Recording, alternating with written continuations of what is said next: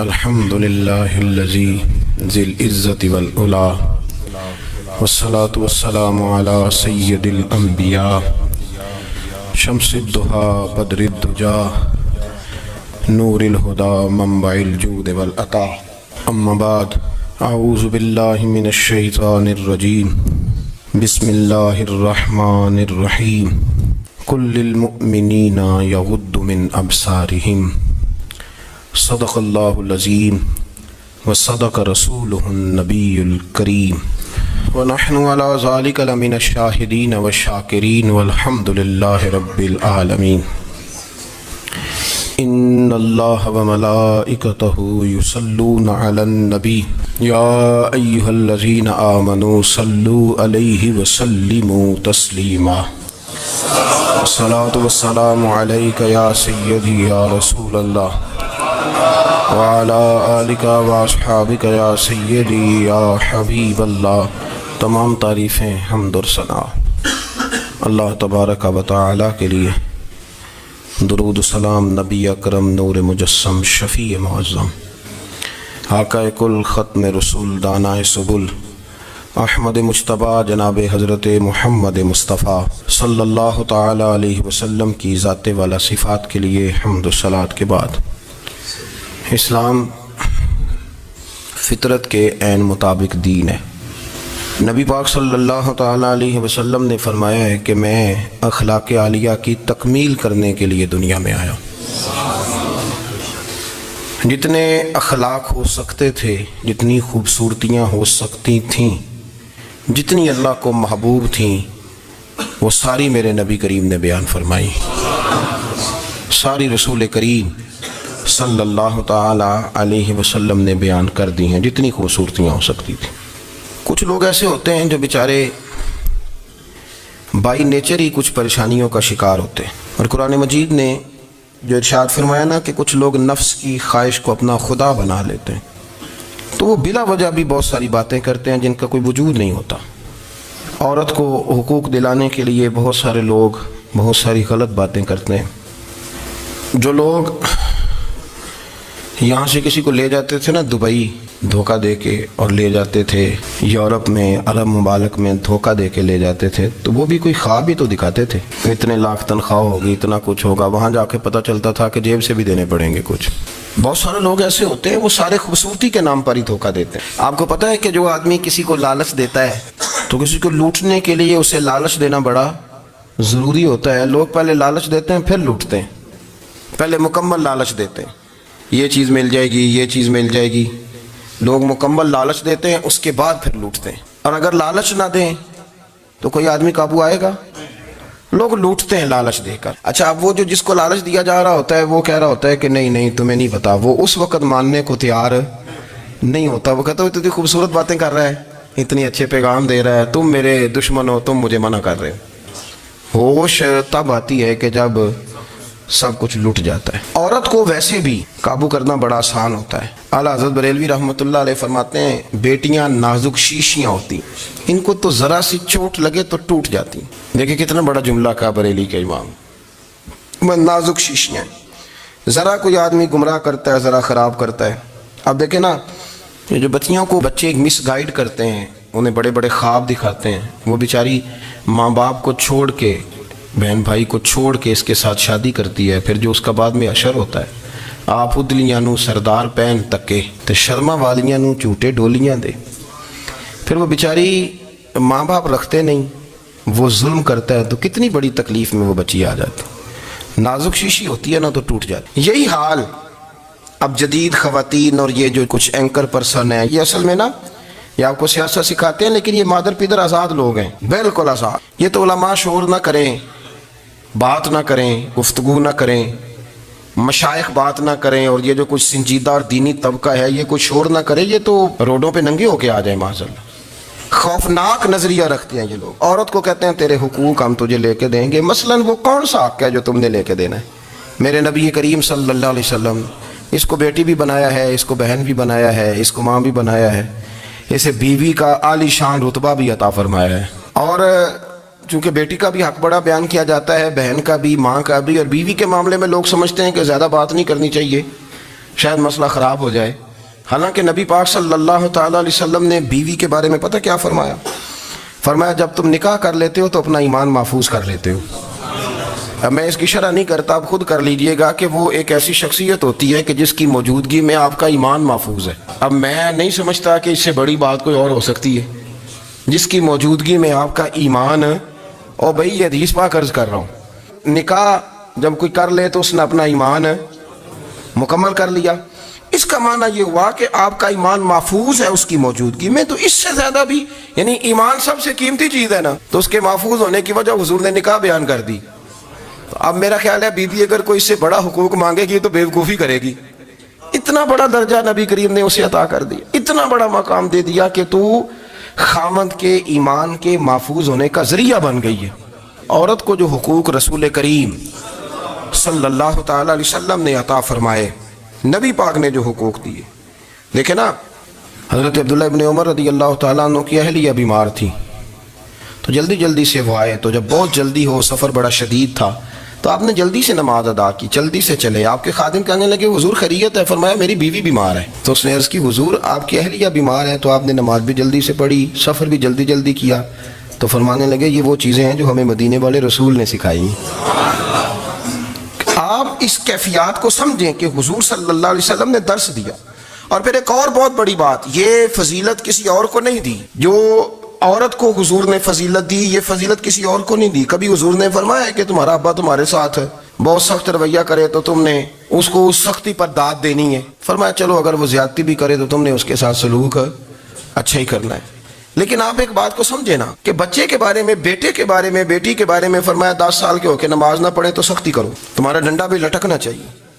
بہت ساری جگہوں پہ بہت سارے لوگوں کے لیے سختی کا حکم دیا، لیکن عورت کے لیے حضور نے جو جملے کہے، اصل میں ہم سمجھتے ہیں کہ یہ ایک بات ہے، مشہور ہو گئی ہے روایت حدیث، تو بس اس کے پس منظر پر اور جملوں کے حسن پر شاید معاذ اللہ غور کرنے کی ضرورت نہیں.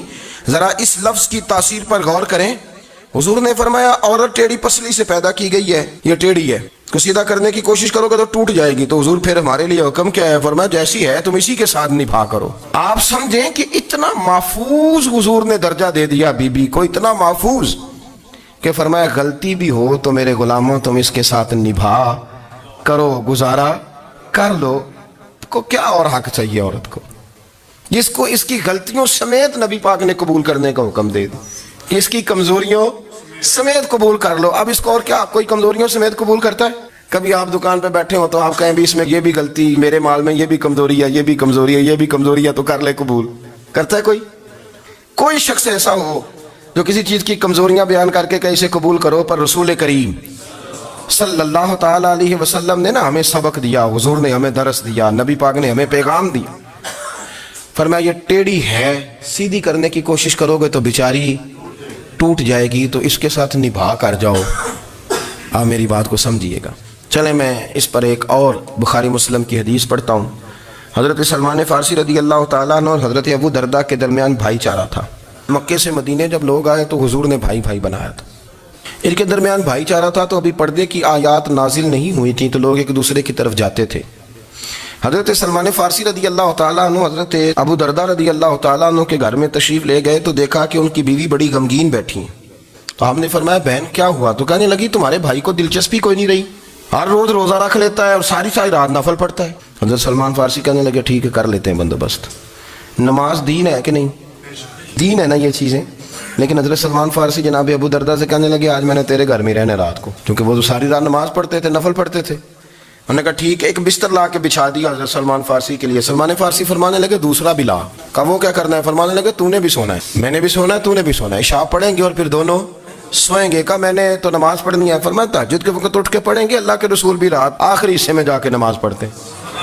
ادھر ساتھ سلا لیا. وہ تھوڑی کو دیر سوئے، اب عادت تھی ساری رات اٹھنے کی، ذرا اٹھنے لگے بستر سے تو حضرت سلمان فارسی فرمایا چپ کر کے سو جا، وہ بڑی رات پڑی ہوئی، چپ کر کے سو جا. وہ لیٹ گئے، پھر اٹھنے لگے تو فرمایا سو جا چپ کر کے، بڑا ٹائم ہے.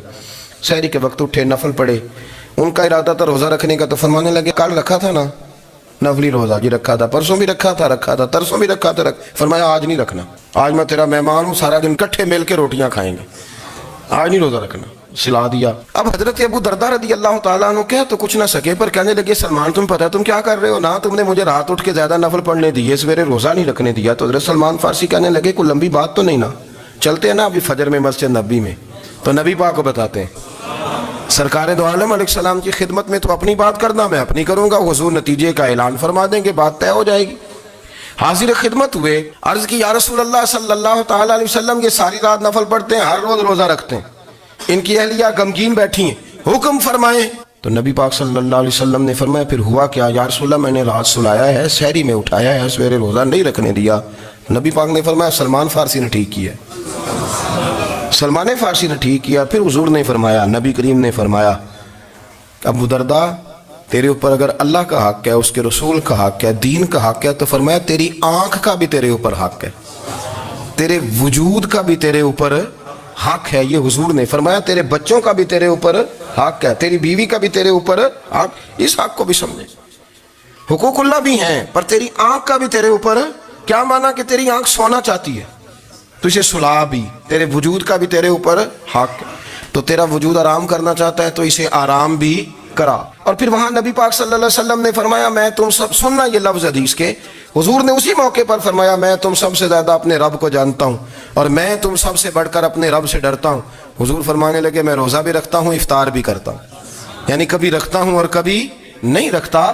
فرمایا میں نفل بھی پڑھتا ہوں اور اپنی بیویوں کو وقت بھی دیتا ہوں۔ سرکار مسجد میں بھی آتے تھے، نواسوں کے ساتھ کھیلا بھی کرتے، ان کے ساتھ پیار بھی کرتے۔ تو اتنے بڑے حقوق حضور نے بیان فرمائے عورتوں کے کہ تمہاری بیوی کا بھی تمہارے اوپر۔ لو ایک حدیث بخاری کی اور یہاں بیان کر دیتا ہوں۔ ایک شخص نے آ کے عرض کی یا رسول اللہ صلی اللہ تعالیٰ علیہ وسلم، جہاد کے لیے تیاری ہو گئی ہے، صفیں بن رہی ہیں، مجاہدین کی تیاری ہے، تو میرا بھی نام لکھ دیا گیا ہے مجاہدوں کی لسٹ میں، لیکن یا رسول اللہ صلی اللہ تعالیٰ علیہ وسلم میری بیوی نے حج کی تیاری کر لی ہے اور میرے دوستوں نے، صحابہ نے میرا نام مجاہدین کی لسٹ میں لکھ دیا، تو میرے لیے کیا حکم ہے؟ یہ بخاری مسلم ہے۔ تو نبی پاک صلی اللہ تعالیٰ علیہ وسلم نے فرمایا جہاد پہ کوئی اور چلا جائے گا تو بیوی کے ساتھ حج کرنے جا، اسے محرم کی ضرورت ہے، وہ تیرے بغیر کیسے جائے گی؟ مجاہدین کو تو اور مجاہد مل جائے گا، پر تو اپنی بیوی کے ساتھ جانا۔